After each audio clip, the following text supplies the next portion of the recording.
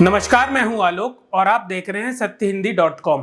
आइए नजर डालते हैं अब तक की सुर्खियों पर। देश के 8 राज्यों में छठे चरण का मतदान संपन्न हुआ। भीषण गर्मी के बावजूद लोग वोट डालने मतदान केंद्र पहुंचे। शाम 5 बजे तक के आंकड़ों के मुताबिक देश में 57.70% मतदान हुआ। पश्चिम बंगाल में सबसे अधिक 78% मतदान हुआ। वहीं उत्तर प्रदेश में 52.2 और दिल्ली में 53.73% वोटिंग हुई।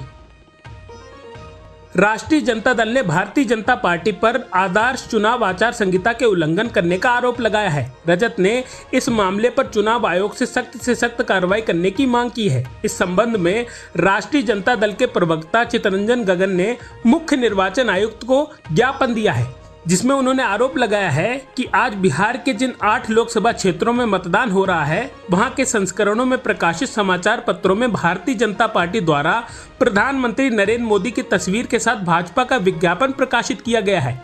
इस विज्ञापन में मतदाताओं से भाजपा के चुनाव चिन्ह पर बटन दबाकर वोट डालने की अपील की गई है। रजत प्रवक्ता चितरंजन गगन ने आरोप लगाते हुए कहा कि आज छठे चरण के मतदान के दिन अखबारों में विज्ञापन प्रकाशित करवाकर भाजपा ने साबित कर दिया है कि भाजपा के लिए आदर्श चुनाव आचार संहिता के कोई मायने नहीं है। इस प्रकरण पर चुनाव आयोग की चुप्पी इसके निष्पक्षता पर सवाल उठाती है। विपक्ष के छोटे छोटे मामलों पर भी एफआईआर दर्ज करने वाली और नोटिस जारी करने वाली चुनाव आयोग भाजपा के मामलों में चुप्पी साध लेती है। चुनाव आयोग ने शनिवार को पिछले 5 फेज में हुई चुनाव के संबंध में फाइनल डाटा पेश कर दिया है। पिछले 5 चरण में हुए चुनाव के किन लोकसभा क्षेत्र में कितने फीसदी वोट डाले गए हैं, उसका डेटा जारी कर दिया गया है। इस दौरान चुनाव आयोग ने कहा कि वोट फीसदी के बारे में गुमराह करने वालों को कुछ नैरेटिव फैलाया गया है। चुनाव आयोग ने प्रेस रिलीज जारी करते हुए कहा कि वोट पोलिंग फीसदी में किसी भी तरह का कोई बदलाव संभव नहीं है। चुनाव आयोग ने कहा कि एक पैटर्न बन गया है कि हमेशा चुनावी प्रक्रिया के बारे में एक गुमराह करने वाली बातें फैलाई जाती हैं। जो वोटिंग हुई है उसमें नंबर में किसी भी तरह की बदलाव की संभावना नहीं है। 2 मौतों की पुष्टि होने और मुख्य रूप से पूर्वी मिदनापुर और पश्चिमी मिदनापुर जिले में चुनाव संबंध तनाव की खबरें सामने आने के बाद तृणमूल कांग्रेस ने शनिवार को आरोप लगाया कि पश्चिम बंगाल के रघुनाथपुर में 5 इलेक्ट्रॉनिक वोटिंग मशीन बीजेपी नेता के पास गई हैं। उन पर बीजेपी के टैग लगे थे। टीएमसी ने चुनाव आयोग से शिकायत करते हुए कार्रवाई की मांग की है। टीएमसी ने एक्स पर लिखा कि ममता बनर्जी ने बार बार बताया है कि कैसे भाजपा ईवीएम के साथ छेड़छाड़ करके वोट में हेरफेर करने की कोशिश कर रही थी और आज बांकुरा के रघुनाथपुर में 5 ईवीएम पर भाजपा टैग लगे हुए पाए गए। चुनाव आयोग को तुरंत इस पर गौर करना चाहिए और कार्रवाई करनी चाहिए। प्रशांत किशोर ने एक्स अकाउंट पर योगेंद्र यादव द्वारा किए गए लोकसभा चुनाव के आकलन को साझा करते हुए लिखा, देश में चुनाव और सामाजिक राजनीतिक विषयों की समझ रखने वालों में से एक विश्वसनीय चेहरा योगेंद्र यादव ने 2024 लोकसभा इलेक्शन का अपना फाइनल डेटा साझा किया है। योगेंद्र जी के मुताबिक इस चुनाव में बीजेपी को 240 से 260 और एनडीए की 7 दलों को 35 से 45 सीटें मिल सकती हैं। मतलब बीजेपी एनडीए को 275 से 305 सीटें। देश में सरकार बनाने के लिए 272 सीटें चाहिए और जारी लोकसभा चुनाव में बीजेपी एनडीए को 303, 323 सीटें हैं। अब खुद आकलन कर लीजिए कि किसकी सरकार बन रही है। बाकी 4 जून को पता लग जाएगा कि किसकी सरकार बन रही है।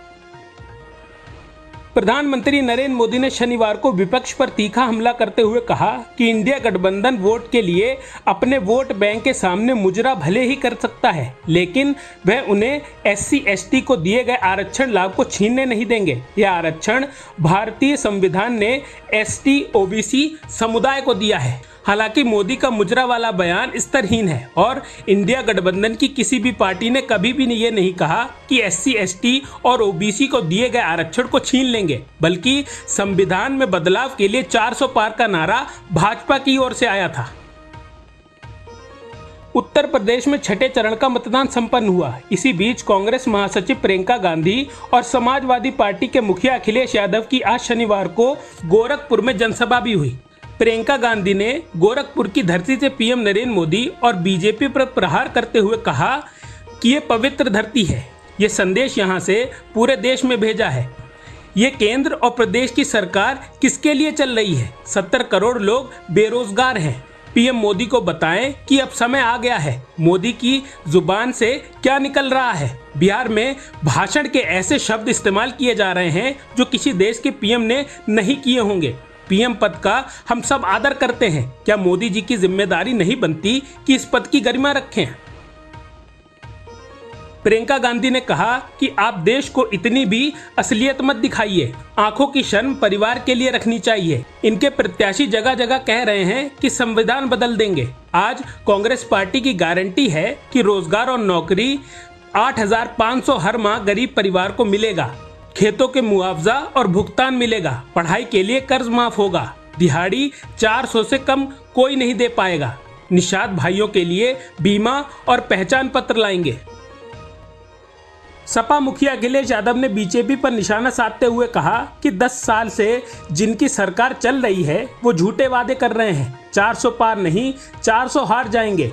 543 में बताओ कितनी 400 पार बन रही है? 143 नहीं, जनता 140 के लिए भी तरसा देगी। गुस्सा बढ़ता जा रहा है। 7वें चरण में गुस्सा 7वें आसमान पर होगा। गोरखपुर और आसपास के जिलों में बेरोजगार हैं। उन्होंने कहा ये आने वाली पीढ़ी और संविधान बचाने का चुनाव है। इस बार समुद्र मंथन नहीं, संविधान मंथन होगा। इसके साथ ही उन्होंने कहा कि उल्टे फुल्टे मुख्यमंत्री हैं। यहाँ दुकानें बनवा ली, नाला साफ ही नहीं हुआ।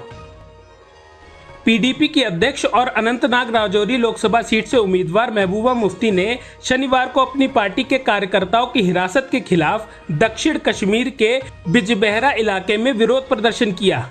महबूबा ने अपने कार्यकर्ताओं के साथ बिजबेहरा पुलिस स्टेशन के सामने धरना दिया। उन्होंने आरोप लगाया कि एलजी प्रशासन 1987 को दोहराने का प्रयास कर रही है। उन्होंने कहा सभी पीडीपी पोलिंग एजेंट को विभिन्न पुलिस स्टेशनों में गिरफ्तार कर लिया गया है। सूत्रों का कहना है कि पुलिस ने 9 से ज्यादा पीडीपी कार्यकर्ताओं को हिरासत में लिया है। इससे पीडीपी की पूरा चुनाव व्यवस्था फेल हो गई है। दिल्ली के मुख्यमंत्री अरविंद केजरीवाल के सहयोगी विभव कुमार ने जमानत के लिए एक स्थानीय अदालत का दरवाजा खटखटाया है। विभव पर आपकी राज्यसभा सांसद स्वाति मालीवाल ने बदसलूकी का आरोप लगाया था। अदालत ने इस पर जवाब देने के लिए पुलिस को नोटिस जारी किया है। मामले की अगली सुनवाई 27 मई को होगी। शुक्रवार को अदालत ने विभव कुमार को 4 दिन की न्यायिक हिरासत में भेज दिया था। उनकी 5 दिन की पुलिस हिरासत की समाप्ति पर अदालत के समक्ष पेश किया गया था, जहां उन्हें 28 मई तक न्यायिक हिरासत में भेज दिया गया। अब तक की सुर्खियों में बस इतना ही। आगे की खबरों के लिए बने रहिए सत्यहिंदी.com पर।